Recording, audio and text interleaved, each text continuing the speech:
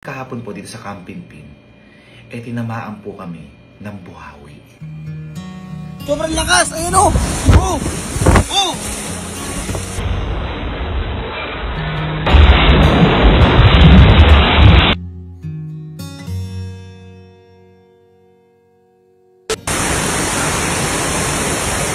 Sobrang lakas ng ulan dito mga partner, no? At thank you sa pagpasa sa akin ng balitang-balitang ito. At kung makikita nyo sa weather forecast na ito ay sobrang lakas ng ulan mga kaibigan. Ayan o, nakita nyo sa akin likod, ayan o, ang glass house. Sobrang lakas ho. Sobrang lakas ng ulan dito. Hindi ko alam kung ano yung malakas, yung tama ko ba o yung ulan. Pero feeling ko yung ulan o yung mas malakas, no? Ayan o, masalukuyan kaming sinasagsag ng malakas na ulan dito. At kung nakikita nyo yung itim na ano na yan, hindi ko alam eh. Hindi ko alam kung bakit malakas yung ulan, pero ang lakas ng ulan dito. Grabe oh. Naririnig nyo ba? Ayun oh, umakampas ho yung ano. Sobrang lakas po ng ulan, grabe. Asahan ho natin ang paghangin. Ayun, naku. Sobrang, ay puta yun, pasok na ako. Gago, lakas. Shit. Ako napakalakas. Sobrang lakas, ayun oh. Oh. Oh. Oh. Gagi ka. Sobrang lakas. Babae yung hangin, ganun po kabilis yung nangyari. Kaya po ako, napakalakas ng ipo-ipo. Kami na tinaob yung kubo natin. Ay, makataob nga. Gagi ka. Boy, kaya kanina, yung ano namin, yung bubong, parang umaakat. Utang na tinaob pa rin yung kubo. Gagi ka. Uy, wala na bibili niyan. Pati yung cord. Uy, yung speaker. Ako yung bilyaran. Boy, ipo-ipo to. Boy, Bradley. Biglang gumanon lang, isang umulan. Biglang ikot. Ayun, napunta ko sa kagad oh. Wala pang 30 seconds yan. Boy, yung ano nga magpapatawag ng kubo. Boy, ano mo, ayun lang. Grabe, natanggal nga, boy. Ano ba yung ilaw nakit? Ang ganong ipo-ipo, promise. Parang inaangat yung bubong ko. Tapos nakita ko CCTV. Ay, umiikot na. Oh? Ipo-ipo pa. Ipo-ipo pala yun? Napakalaki ng ipo-ipo. Dito mismo sa Arnold tumama. Nakita na sino magpapatawag ng kubo. At saka ng mga, ang tawag doon? Railings. Railings natin na ano. Boy, pati billboard, bagsak. Pati billboard, bagsak. Eh sige nga, paano mapapatawag yung paso? Napakabigat nun. Tama. Ba yung gate na lang. Pati yung cord. Yung gate. Yung gate na lang. Automatic gate pa yan. Paano masama yan? Hanip pa ka na, buti na-assist kayo dito, gago. Ano sa kabila, yung kasi doon yung malaki. Ha? Paano? Putang ina, bagsak yung puno. Gagi, bali nga. Malaki yan, nakasi yan. Puta, bali oh. Uy, taob yung mga puno oh. Sa harap oh. Sa harap. Paano pansado na? Kamusta kaya sila dyan?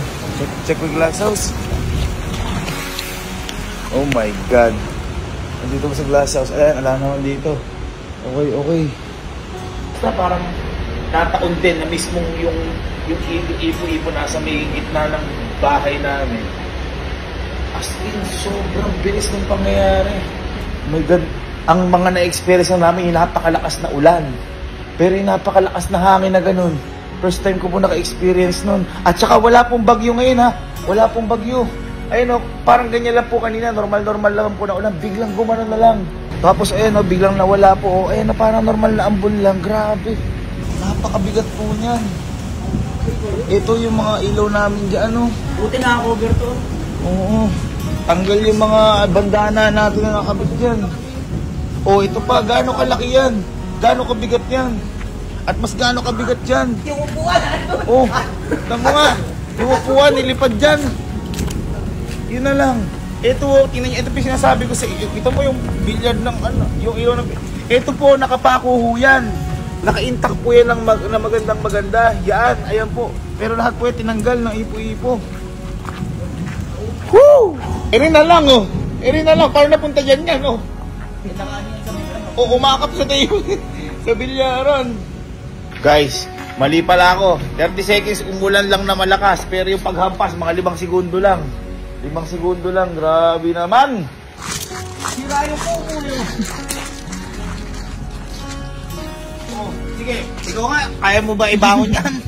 Kahit easy tayo, hindi natin mabangon yan. Hindi na lang, walang mga nabangon. Pero nakafix po lahat yan. Ng 5 seconds lang. Ayun no, mga naka-diin sa ano lahat yan. Oh. Ay, kutya ragis. Hindi nangyayari sa likod natin UP lahat eh. At tingnan mo yung nangyayari sa sa may billboard list UP yung mga tubo. Ayan hindi bagsak UP. Wala pang tarpaulin yan.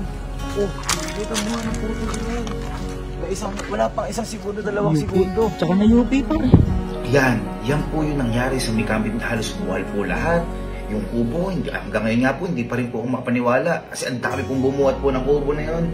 Yung mga fence po namin, sibak po talaga yan. At saka yung sa mga gate nga po namin, sa may tambayan po namin doon, sira po talaga lahat.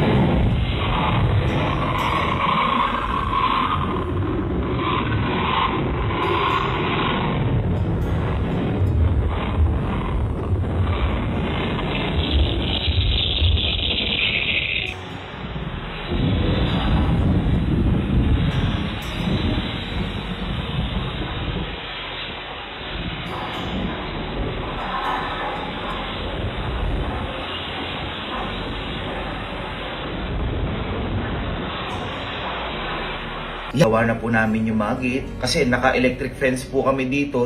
Baka po mamaya may makahawak po noon is magkaroon pa po ng aksidente po dito. Kaya pinaayos po namin kagad lahat.